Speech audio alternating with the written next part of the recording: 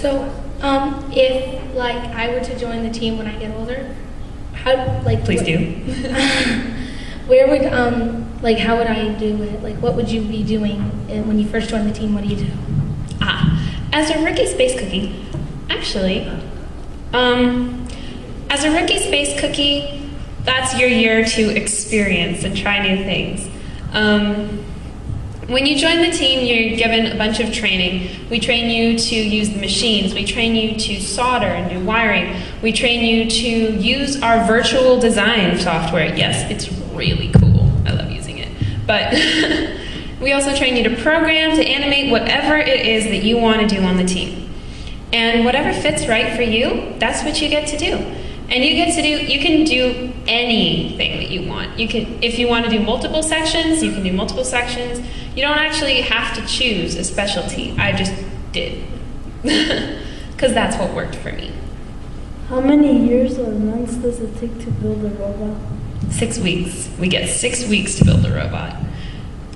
And it's not really done. It would take years to refine a robot to make it perfect for this challenge. But we get 6 weeks to do it, so it's 6 weeks that we get. Since you have 7 robots, what kind of sports do they play? All right, I think we need these two to stop asking questions. Love you dearly, but you've asked a lot. So we do, this year's plays basketball-ish. Last year's did not play any discernible human sport. It hung inner tubes on pegs and had little mini-bots that climbed a pole. The year before that, it basically played soccer. And the year before that, it was called lunacy. But basically, you were trying to pitch these little balls into other teams' trailers. It's really hard to explain. It only works out as a sport some years. All right. How many hours a day do you work on the robot? That is an excellent question. And it really depends on the space cookie. Like, I've absolutely spent 24-hour weekends at the lab. 10 hours on Saturday, 14 on Sunday. Yes, ouch, with homework. But on an average build season day of Friday or Thursday, Tuesday, one of those days, it'd be maybe 2 to 3, maybe 4 hours at the lab if there was a lot to get done. And our team as a whole, the 38 girls that were on our team last year, they put in an entire work year in the first 6 weeks. It's insane. We put in a lot of work into these robots. All right, can someone hand the mic? Who has the mic? All right. Do you guys have any programs for boys? There are absolutely teams that are just full of boys, but our team does not have any male members because, yes, we are a Girl Scout troop. We sell the cookies, we sometimes wear the vests, and unfortunately, boys can't really be Girl Scouts. So, there are a lot of other high school teams.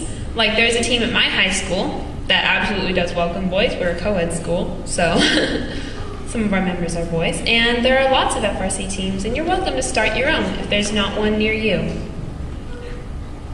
Do you guys work day and night? Well, I've been in the lab when it's light outside, and I've been in the lab when it's dark outside, so I'm inclined to say yes. Latest I've been at the lab is 1 in the morning. That was bad. Do you ever think you will build a bigger robot than that? Due to our competition size restrictions, our robot can be no taller than 5 feet, no wider than 27 inches, no longer than 37 inches, and no heavier than 120 pounds. Me personally, though, there are no limits. Can the basketball robot aim and shoot into the hoop? Yes, it can.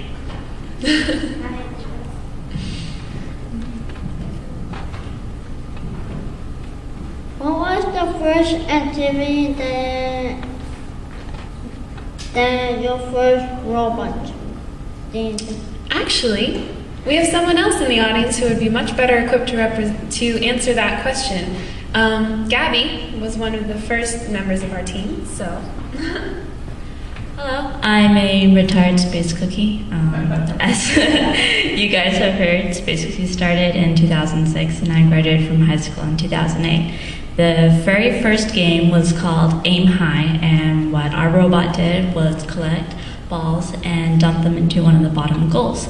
What this is good for is you got extra points during the autonomous period, and that would give our alliance a heads up on the game. So it was a lot of fun that year, and that was the first game that our robot participated in. Okay. Thank you, Gabby. So you might have heard her mention an autonomous period. So how matches work in our league is the robot plays for 2 minutes and 15 seconds. The first 15 seconds of the match, we don't control it at all. The robot moves entirely on its own, and that's called the autonomous period. After that, we take control. The drivers are allowed to touch the joysticks, and the robot moves according to our demands. And that's the remaining 2 minutes of the match. Okay, more questions. How do you guys manage schoolwork and building the robot at the same time? I tend to suffer memory loss after build season, so I'm not really sure. But, but it does all work out, I promise. Most of the time, well, I also have a sport. So what I do is I do a lot of homework in the classes that let me. I do it at lunch, and I do it as soon as I get home from my sport. And then when my homework's done, I'm off to the lab. What about you guys?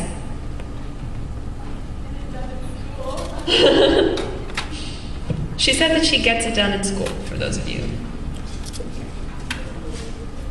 After school, usually. And Anna?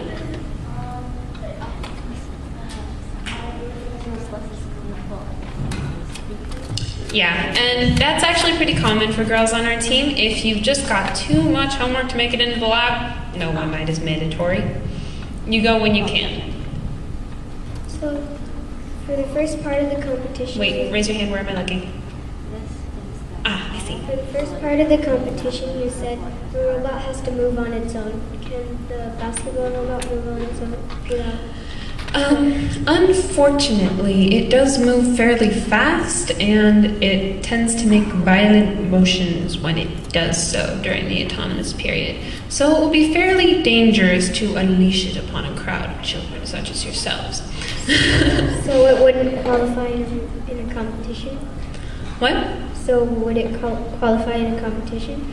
Absolutely. We score lots of points during the autonomous period, and it's one of the most important sections of the game towards winning. As being the electronic leader, do you get frustrated? The question is, do I get frustrated?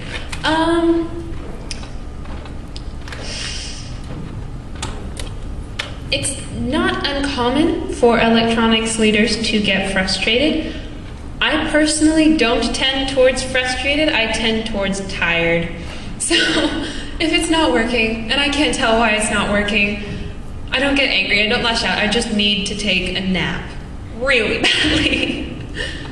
So what you're saying is don't get frustrated and everything will remain calm? Will be calm? Well, I mean, it's only natural for some people to get frustrated, but the most important part is no matter how you're feeling, you have to keep working until the robot does.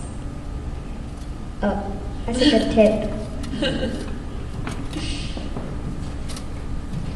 So in those first 15 seconds, the autonomous period, the robot is moving on its own, so it's doing the challenge without you controlling it, right?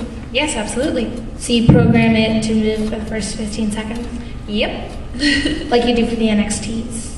Yeah. Some teams do this based on, sensors or like line tracking or camera targeting, all that kind of thing. Another option is to just use CAN code, proceed forward 15 feet, run flywheel, run conveyor. We actually tend towards that because we find it's a lot more reliable than the sensors that are provided for us. But yeah, our robot moves on its own without us touching it.